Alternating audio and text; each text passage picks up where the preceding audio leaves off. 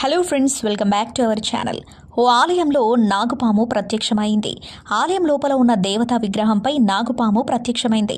ఈ ఘటన ఖమ్మం జిల్లా కొణిజర్ల మండలం సాలెబంజర పంచాయతీ పరిధిలో చోటు చేసుకుంది. జంపాల నగర్ తండాలోని గిరిజన దేవత మంగ్థూసాద్ దేవాలయంలోనికి శనివారం ఉదయం ఓ పామొచ్చి దేవత విగ్రహంపై అమర్చిన ఇత్తడి తొడుగులపైకి చేరింది. దీంతో అక్కడ పూజలు చేసేందుకు వచ్చిన స్థానికులను చూసి నాగుపాము పడగ విప్పి ఆడింది. పూజారి సుమారు గంట పాటు పూజలు చేసి హారతి ఇచ్చినా పాము అక్కడి నుంచి కదలలేదు. దీంతో దేవుని పామంటూ స్థానికులు పెద్ద ఎత్తున గుడికి చేరుకుని పసుపు కుంకుమ వేసి హారతులిచ్చి పూజలు చేశారు.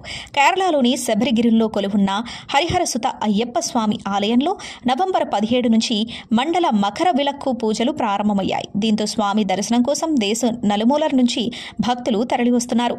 ఈ క్రమంలో దర్శనానికి వచ్చే భక్తులను విషసర్పాలు భయపెడుతున్నాయి. స్వామి దర్శనానికి వస్తున్న తిరువనంతపురం జిల్లాకు చెందిన నిరంజన 6 ఏళ్ల చిన్నారి బుధవారం పాము కాటుకు గురైంది. ఈ ఘటనతో కేరళ ప్రభుత్వ అధికారులు అప్రమత్తమయ్యారు.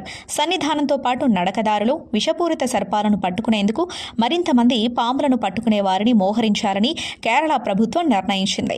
సన్నిధానం పరిసరాల్లో యాత్రికుల రక్షణకు పాములు పట్టేవారి నియామకంపై కేరళ దేవాదాయ మంత్రి కె రాధాకృష్ణన్ ఆదేశాలు జారీ చేశారు.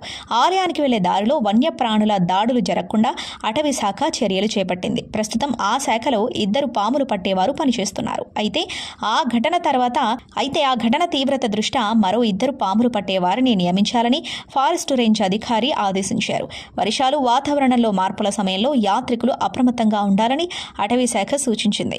శబరిమల ఆలయ పరిసరాల్లో యాత్రికులకు అత్యవసర వైద్య సహాయం అందించేందుకు అవసరమైన అన్ని సౌకర్యాలు ఉన్నాయని అధికారులు తెలిపారు. చూశారు కదా ఫ్రెండ్స్, ఇది వాల్ట్ వీడియో. మా వీడియో మీకు నచ్చినట్లయితే లైక్ చేయండి, షేర్ చేయండి. మరిన్ని అప్డేట్స్ కోసం మా ఛానల్ని తప్పకుండా సబ్స్క్రైబ్ చేసుకోండి. Thanks for watching.